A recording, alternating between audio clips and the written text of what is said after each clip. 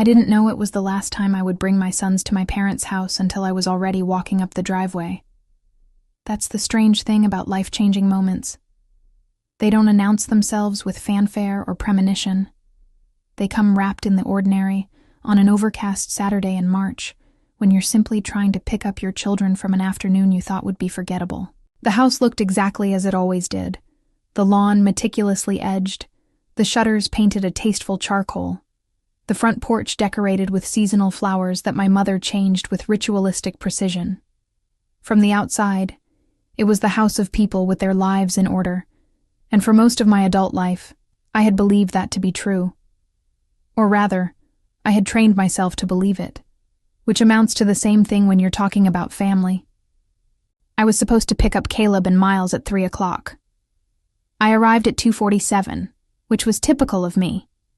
I was always early to everything, a habit born from the need to be accommodating, to never inconvenience anyone, to prove through my punctuality alone that I was worthy of love. The front door was unlocked. I let myself in the way I had been letting myself in since I was 6 years old, with a kind of automatic ease that bypassed my adult self and sent me straight back into childhood.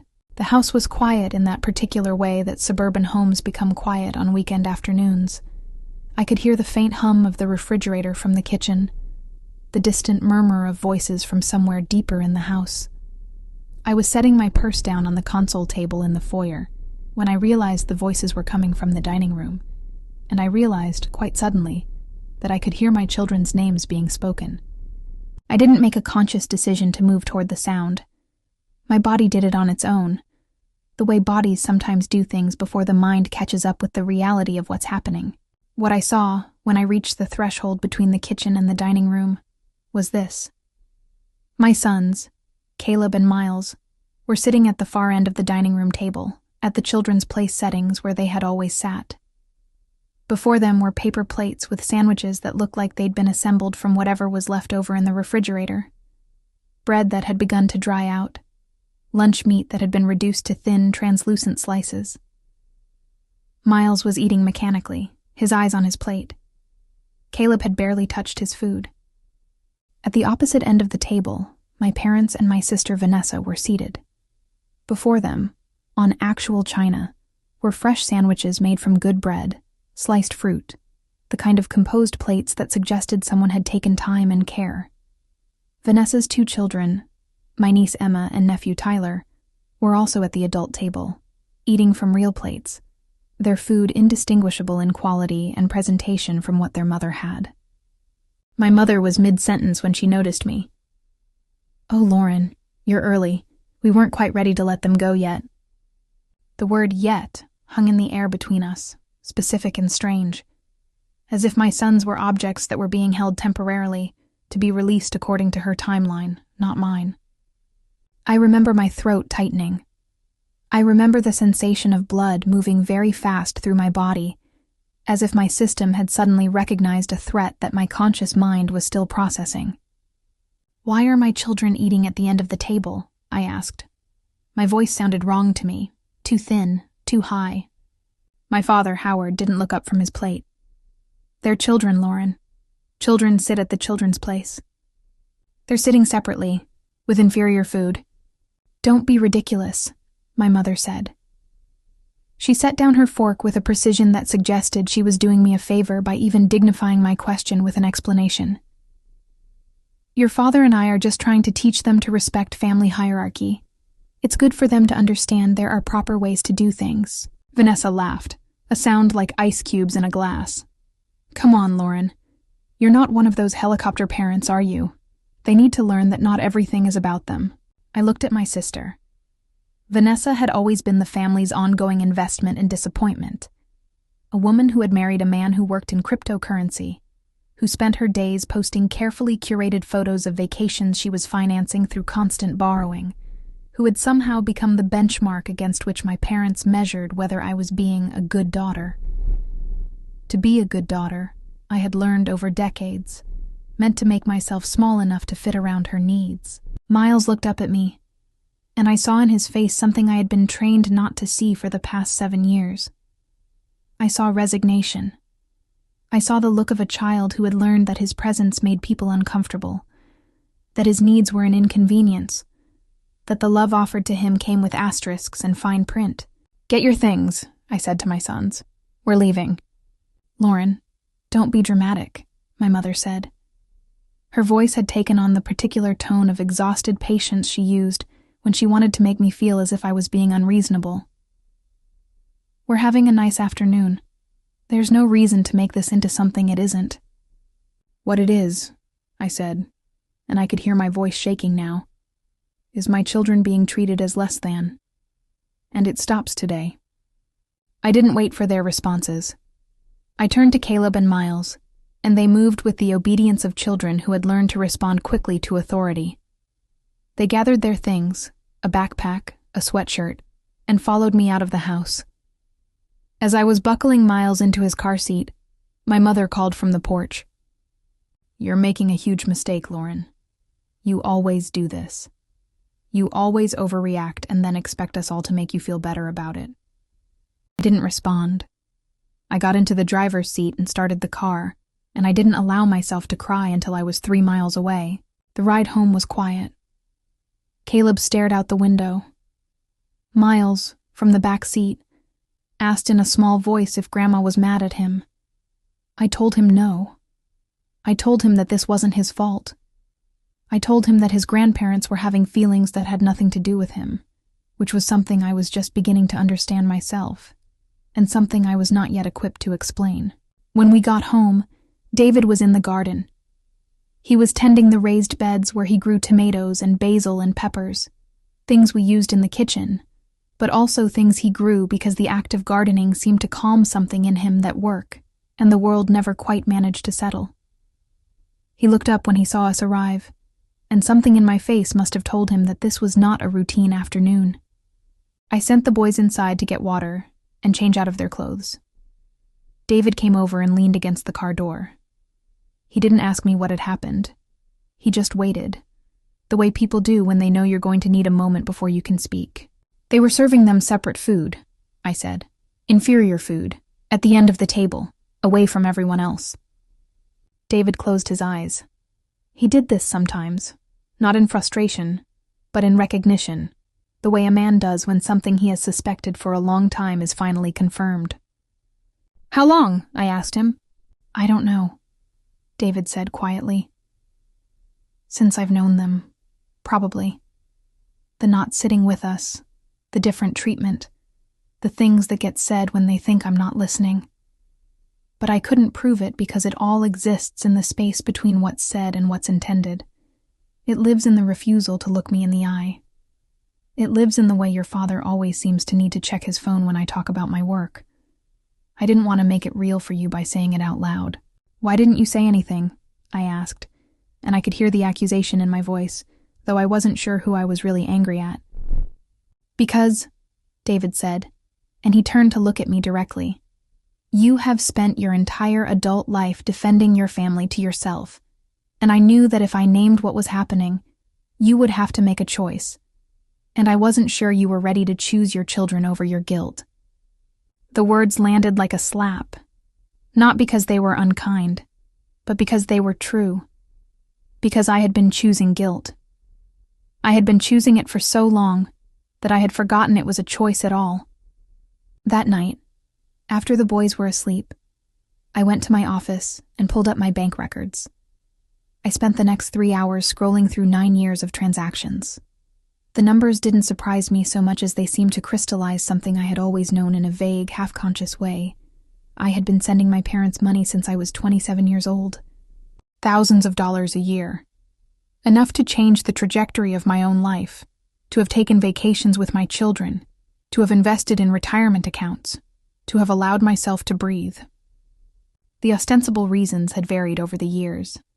My father's health scare, my mother's car needing repair, Vanessa's divorce proceedings, the mortgage adjustment, home renovations, my parents' desire to travel, my father's medications. It never stopped. There was always another reason, another emergency, another version of the story in which I was the capable one, and they were the vulnerable ones. I added up the numbers. $147,000 over 9 years. The number seemed impossible when I saw it there on the screen, and yet I also understood, with a kind of cold clarity, that it was exactly the amount I would have expected. I had been so consistent in my generosity.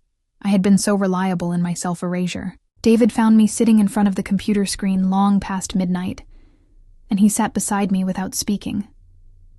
He took my hand. He didn't tell me what to do. He didn't point out that I had been trying to purchase love from people who were incapable of giving it to me for free.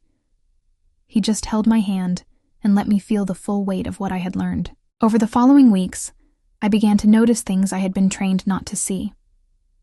During a phone call with my mother, she mentioned that she had called my children's school to stay connected to their progress, even though I had never asked her to do this and had explicitly requested that my contact be listed as the primary.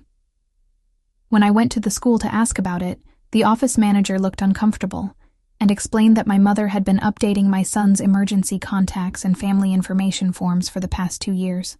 I found emails from my father to Vanessa discussing my marriage. Speculation about David. Questions about whether he was the kind of man who understood how we do things in this family. The emails were carefully worded, plausibly deniable, but the intent was clear. My family was working to position itself between me and my husband, to create doubt, to maintain control. And then there were the small things, the things that had accumulated like dust over years and years. The way my mother had never, not once in 9 years, asked me how I was doing, how my work was going, what I needed. The way my father had never remembered my birthday without being reminded. The way Vanessa had moved into my parents' financial portfolio while I was the one funding it. The way my sister's children received gifts and attention that mine never got. And the way this disparity was treated as though it was simply the natural order of things. I started keeping a notebook. I wrote down every instance, every phone call, every small cruelty or dismissal. I became aware that I was documenting, that I was building a case. I understood that on some level, I was preparing for a confrontation I hadn't yet decided to have. Emily Hart, my best friend since college, noticed something was wrong. We were getting coffee on a Wednesday morning before work, and I must have checked my phone 5 times in the span of 20 minutes. Emily was someone who had always seen me clearly, who had watched me navigate my family dynamics with what she had, over the years, learned to recognize as a kind of quiet desperation. "Talk to me," she said. "What's going on?" I told her about the afternoon at my parents' house. I told her about the separate food and the separate seating. I told her about the money I'd been sending. I told her about the emails and the school contact forms, and the years of being treated as though my primary value was as a financial resource. Emily set down her coffee cup very carefully, as though any sudden movement might break something. "How long have you known?" she asked. "That they don't love me?" I said. "Or that they don't love my children? That they've been using you?" "I don't know," I said. "Years. My entire adult life, maybe. But knowing something and admitting it are different things." Emily reached across the table and took my hand. "You need to stop," she said. "You need to stop sending money. Stop accommodating them. Stop trying to be the kind of daughter they've trained you to be. Because that daughter doesn't exist. She never did. The daughter that exists is someone who should have left a long time ago." "They're my parents," I said. And even as the words came out of my mouth, I recognized them as the words I had been saying for decades. They were the thing I said when I didn't know how to articulate that I was afraid. Afraid of being abandoned. Afraid of being wrong. Afraid that if I stopped trying, they would simply stop caring. "I know," Emily said, "and you have an obligation to be a good daughter, but you also have an obligation to be a good mother. And right now those two things are in direct conflict, and you have to choose." I made the choice the following Monday. I called my bank and set up new financial arrangements. The automatic transfers to my parents' account stopped. The money that had been leaving my account every month, every week, every single day in small increments, suddenly stopped. It was surprisingly easy, the actual mechanics of it. It was everything else that was difficult. My mother called me on Tuesday morning. She was frantic, her voice moving between anger and fear in ways that felt choreographed, as though she was cycling through the emotional options available to her. "What have you done to the account?" she demanded. "There's a problem with the transfer." "There's no problem," I said quietly. "I stopped the transfers." "You what?" "Lauren, you can't just— we have expenses. Your father's medications, the house payment." "That's not my responsibility," I said, and I could feel my hands shaking as I said it. "I've been making it my responsibility for 9 years, but it's not. It's yours. This is because of what happened with the boys, isn't it? You're being vindictive. You're punishing us because you misunderstood a simple family meal." "I didn't misunderstand anything," I said. "My children were treated as less than, and they're not going to be treated that way anymore. And neither am I." I hung up. My mother called back 4 times in the next 2 hours. I didn't answer. By the afternoon, my father had called, then Vanessa. I put my phone on silent and went to pick up my children from school. The retaliation was swift and multifaceted, in a way that suggested it had been a contingency plan all along. My mother called my workplace and spoke to someone in human resources, mentioning concerns about my mental state and suggesting that I might be having some kind of crisis. A colleague, a woman I barely knew, mentioned to me that she'd heard I was going through something difficult and that she hoped I was okay. Vanessa showed up at my house on a Saturday morning, which she had never done before. I didn't want to let her in, but she pushed her way past me anyway, her face arranged in an expression of wounded concern that I had seen her practice in the mirror since she was a teenager. "What did you do?" she demanded. "Do you have any idea what you've done to Mom and Dad?" "I stopped funding their lifestyle," I said. "I stopped being their financial safety net." "You're destroying them," Vanessa said. "They're terrified. Dad's talking about possibly having to sell the house." "Then they'll sell the house," I said. "That's how financial responsibility works, Vanessa. When you spend more than you earn, there are consequences." "You're such a bitch," Vanessa said, and there was genuine venom in her voice now, the venom of someone who had lost access to the thing that made her feel secure. "You always act like you're so much better than everyone else, like you've sacrificed so much. But you know what? You've never sacrificed anything. You've never actually done anything difficult. You just throw money at problems and then expect everyone to be grateful." "Get out of my house," I said. "Make me," Vanessa said, but she left anyway, slamming the door hard enough that the windows rattled.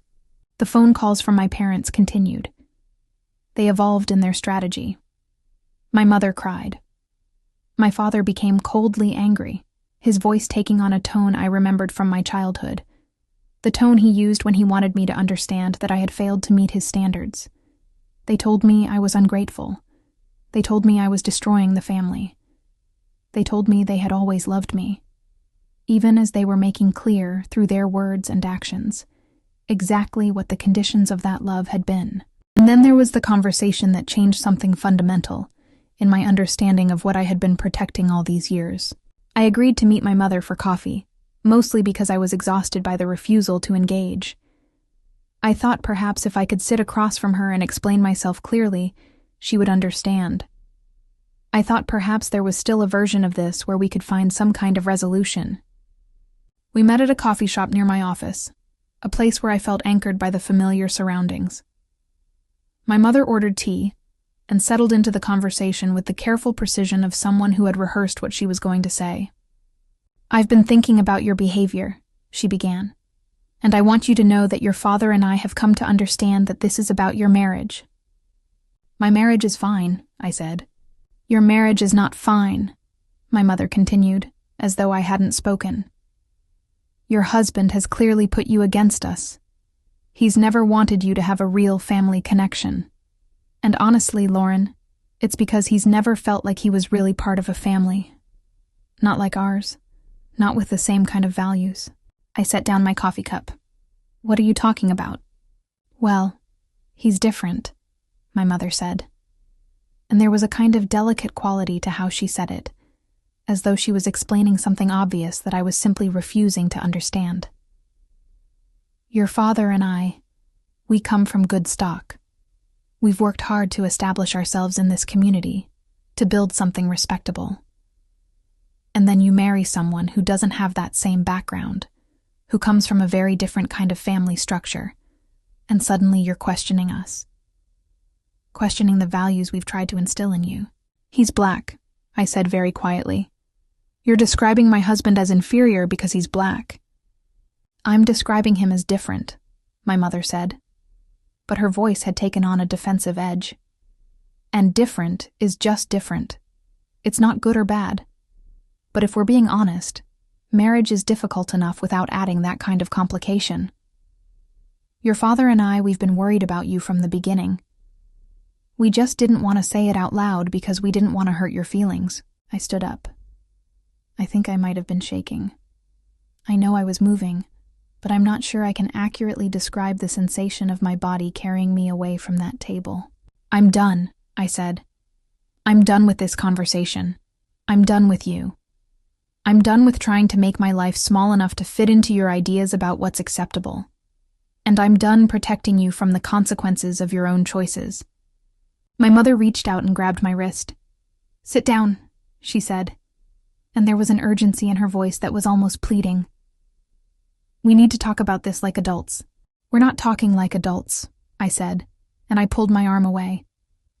Adults would acknowledge what they've done. Adults would apologize. Adults would take responsibility. You're doing none of those things, so I'm leaving. I left the coffee shop and went back to my office. I sat in my car for 40 minutes, trying to get my breathing to regulate, trying to process what I had just heard. My family wasn't just using me financially. My family was racist. It was a clarity that felt both shocking and, in a strange way, like a final piece of a puzzle clicking into place. I called David from my car. I told him what my mother had said. I told him about the different and the good stock and the worry about complication.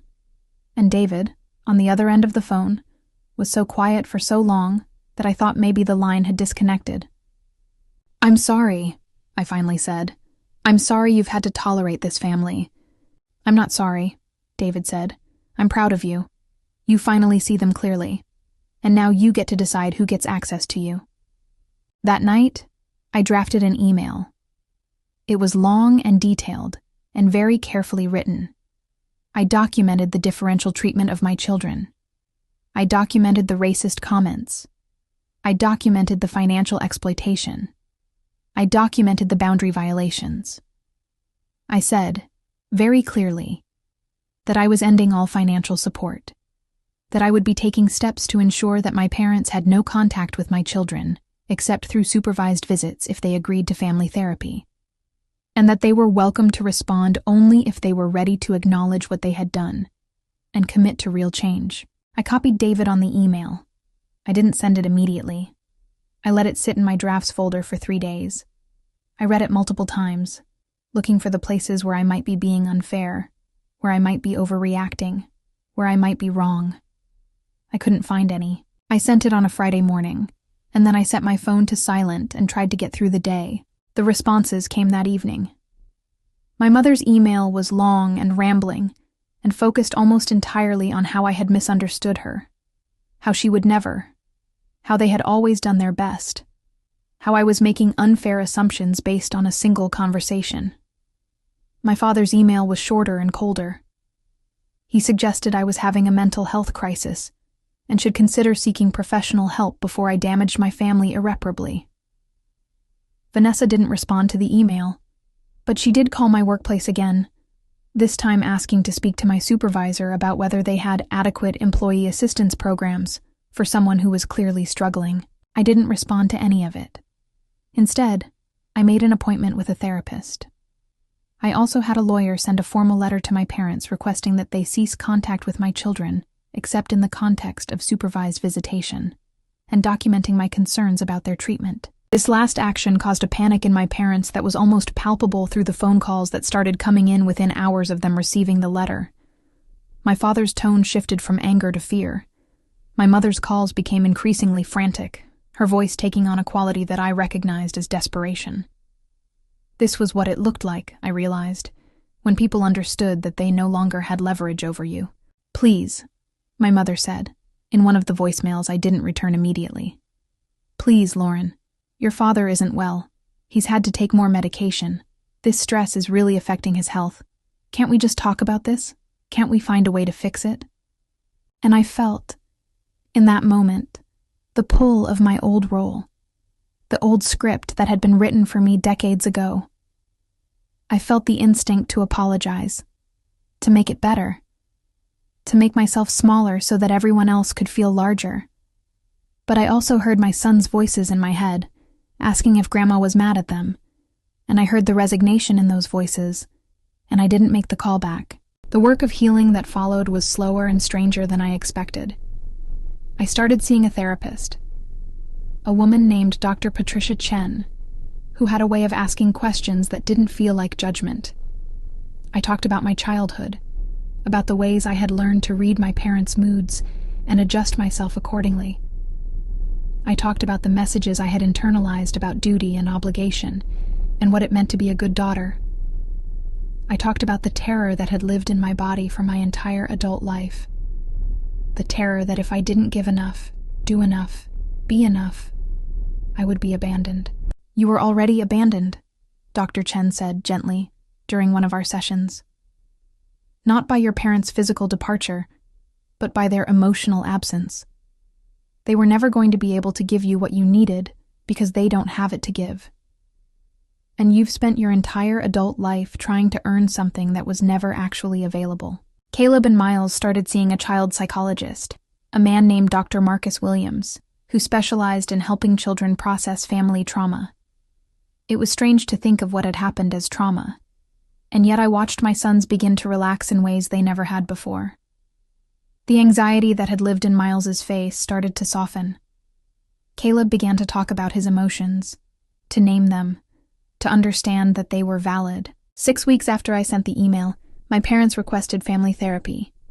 Dr. Chen referred me to another therapist, Dr. Jennifer Okafor, who specialized in family systems and was willing to see us on the condition that my parents first attended individual sessions and agreed to engage with the concerns I had outlined. My father refused individual therapy. My mother attended 2 sessions and then stopped. They claimed that they were being treated unfairly, that I was exaggerating, that I had been influenced by my husband and my therapist. "We don't understand what you want from us," my mother said during a phone call that David insisted on sitting in for. "We love you. We love your children. We've tried to do everything right." "I want you to acknowledge what you did," I said. "I want you to understand that you treated my children differently because of who their father is. I want you to apologize, genuinely. And I want you to commit to change. And I want you to understand that if you can't do those things, then you don't get to be in our lives." There was a long silence on the other end of the line. "That's not fair," my mother finally said. "You're asking us to become different people." "I'm asking you to become better people," I said. "And if you're not willing to do that, then I have to make choices that protect my family." I hung up the phone. I didn't hang up angrily. I hung up the way you might close a door that you've tried to keep open for so long that your arm has gone numb from the effort.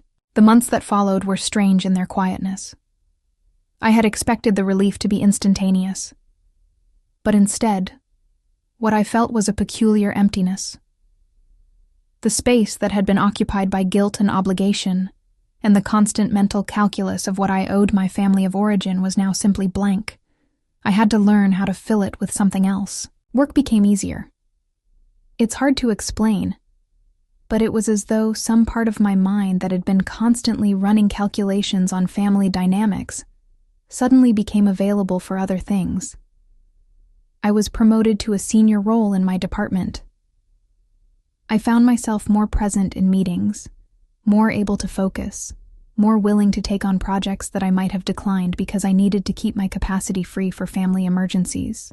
David and I started taking the boys on trips. Small trips at first, to the Wisconsin Dells, to Chicago for a weekend. We stopped looking at our calendar in terms of when we would have to visit my parents. We started filling it with things we wanted to do instead. And slowly, very slowly, my children began to blossom in ways that made me realize how much of their anxiety had been rooted in the knowledge, on some deep level, that they were not wanted in certain spaces. Miles's shoulders relaxed.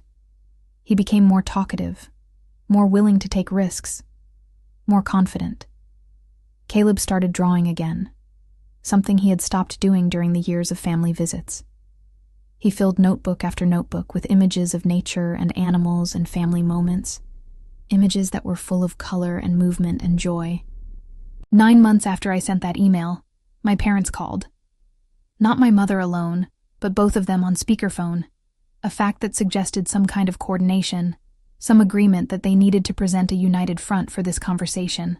"We've been thinking about what you said," my father began, and his voice was different than it had been. It wasn't warm, exactly, but it was less defended. "And I want to say that I'm sorry." I felt David's hand on my leg, grounding me. "I'm listening," I said. "We were wrong," my mother said. "Not about everything, but we were wrong about some things. We were wrong about how we spoke about your husband, and we were wrong about how we treated your children." "Go on," I said. "We were scared," my father said. "We were scared that we were losing you, and instead of dealing with that fear in a healthy way, we tried to maintain control. We made our approval conditional. We said things we shouldn't have said, and we hurt people we love." I could hear my mother crying quietly in the background. "We understand if you don't want to see us," my mother said. "But we want you to know that we understand what we did, and we want to ask if there's a possibility, someday, that we could have a relationship with our grandchildren, without the conditions, without the judgment." I took a long time before I answered. David squeezed my leg gently. "I need to know that you're serious about this," I said. "I need to see evidence of change. And I need you to do therapy, both individual and couples therapy. And I need to see that you're actually engaging with why you made these choices." "We can do that," my father said. "We'll do whatever it takes." We started with supervised visits. Short, in public places.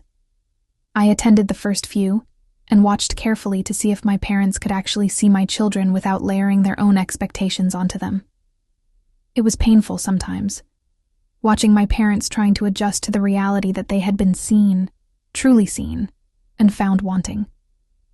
It was painful, and also somehow necessary. After 6 months of visits and the ongoing work of individual and couples therapy, I allowed unsupervised visits. My parents were not perfect during these visits. There were awkward moments when I could see my father struggling with old patterns, moments when my mother said something that was still, underneath its politeness, a judgment. But they were trying. And trying, I had learned, was the one thing I hadn't asked them to do before, because I hadn't believed they had the capacity for it. 1 year after I cut off the financial transfers, I organized a family dinner at my house. It was the first time my parents and my husband and my children had been in the same room for an extended period since everything had changed. My father spent 20 minutes standing in my kitchen while David showed him the garden. They talked about plants and growing things, and there was something in that conversation that felt like the beginning of something else. Not forgiveness exactly, but a kind of mutual acknowledgement that they were going to have to live in the same world, and that they might as well try to do it with some grace. My mother sat at the table with me, and we folded napkins and set out plates, and she told me about a book she had been reading about generational trauma and family patterns. She didn't claim to have read it as some kind of proof of her transformation, but she did say quietly that it had helped her understand some of the patterns she had repeated with me. My sons moved through the house with a relaxation in their bodies that I had never seen before. Miles showed my father a drawing he'd made in school, and my father praised it genuinely, without the condescension that used to underlie those interactions. Caleb asked my mother about her day, and she answered him as though his interest was real, as though his presence mattered. At one point, as we were clearing plates, my mother pulled me aside. "I know I can't fix what I did," she said, "but I want you to know that I'm trying, and I know that doesn't erase the hurt, but I want to try." "I know," I said, "and I appreciate it. Are you okay?" she asked me, and it was perhaps the first time in my adult life that she had asked me this question without an implied agenda underneath it. Like, really okay? Are you happy? And I realized, standing in my kitchen on a Tuesday evening in October, a year and a half after I had overheard the conversation that changed everything, that I was happy. Not in the way I had expected happiness to feel. Not as a reward for good behavior or successful sacrifice, but as a kind of baseline state that comes from knowing you're living in alignment with your own values, that you're not splitting yourself into pieces to accommodate other people's expectations. Yes, I said, I am. My mother took my hand, and for a moment we stood like that in the quiet of the kitchen, and it wasn't perfect, but it was real, and real turned out to be enough. The transformation of my family hasn't been linear or complete. My relationship with Vanessa remains fractured in ways that might not heal. She has refused to do any of the work that my parents have begun. She has instead dug deeper into the narrative that I'm a traitor who has abandoned the family for the sake of a man, and she has aligned herself with that narrative in ways that seem to bring her a certain kind of comfort. My parents' financial situation stabilized more slowly. They did have to make some difficult decisions about the house, and they had to come to terms with the fact that their retirement wouldn't look the way they had planned. But they survived it, and in surviving it, they seemed to become more real people somehow. People with vulnerabilities and limits and failures, rather than the image-focused performers I had spent so many years trying to appease. For me, the ongoing work has been learning to receive love without condition. It's been learning to say no without guilt. It's been learning to distinguish between my own needs and my family's comfort. It's been learning to trust David when he tells me that my children are okay, that I'm doing a good job, that I deserve to take up space. My career has continued to flourish. That senior position I was promoted into has evolved into something larger, something I probably would have been too distracted to pursue if I had still been managing my family's finances and my family's expectations. More importantly, my children are thriving in ways that feel, to me, almost miraculous. Caleb's art has become a real passion, and he started entering competitions.